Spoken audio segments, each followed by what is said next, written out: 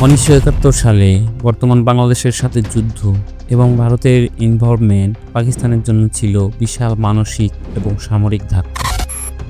সেই যুদ্ধের পরপরই জুলফিকার আলী ভুট্টো বলেছিলেন, we will it glass but we will make a nuclear bomb, অর্থাৎ আমরা প্রয়োজনে ঘাস খেয়ে বেঁচে থাকব, কিন্তু আমরা পারমাণবিক বোমা বানাবো।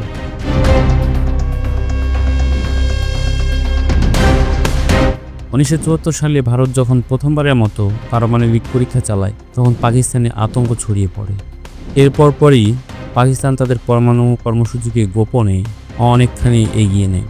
তৎকালীন পাকিস্তানের একজন বিজ্ঞানী, যার নাম আব্দুল কাদির খান, তিনি ইউরোপের URCNCO নামক প্রতিষ্ঠানে কাজ করার সময় পরমাণু প্রযুক্তি এবং মডেল সংগ্রহ করে পরবর্তীতে পাকিস্তানে ফিরে এসে কাজে লাগানোর চেষ্টা চালাতে থাকেন।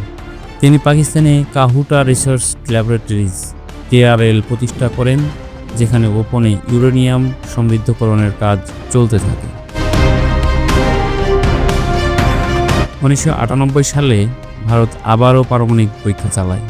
এর ঠিক 17 দিনের মাথায় পাকিস্তান 1998 সালের 28শে মে জাগাই অঞ্চলে 5টি পারমাণবিক বিস্ফোরণ ঘটায়। সেদিনের পরীক্ষার মাধ্যমে পাকিস্তান বিশ্বের সপ্তম এবং মুসলিম বিশ্বের প্রথম পরমাণু শক্তিধর দেশ হয়ে ওঠে। এই পরীক্ষার পরে আমেরিকা সহ পশ্চিমা দেশগুলো পাকিস্তানকে নিষেধাজ্ঞা প্রদান করে, কিন্তু পাকিস্তান এসব থোড়াই কেয়ার করে, বরং পাকিস্তানের জনগণ এবং রাজনীতি এই সাফল্যকে জাতীয় গর্ব হিসেবে আখ্যায়িত করেছিল। পাকিস্তানের পারমাণবিক কর্মসূচি ছিল এক রুদ্ধশ্বাস অভিযান। পাকিস্তানের কাছে বর্তমানে 160-এরও বেশি পরমাণু বোমা রয়েছে। পারমাণবিক বোমা শুধু অস্ত্র নয়, এটা এক ধরনের কূটনৈতিক শক্তি এবং কৌশল।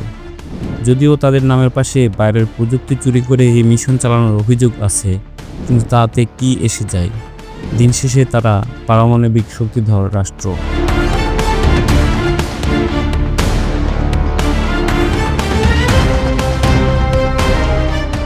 এই পরমাণু শক্তি দক্ষিণ এশিয়ার জন্য আশীর্বাদ নাকি অভিশাপ, কমেন্ট করে জানাতে পারেন। আমাদের চ্যানেলটি সাবস্ক্রাইব করুন। পরবর্তী ভিডিও আসা পর্যন্ত সাথে থাকুন। ধন্যবাদ।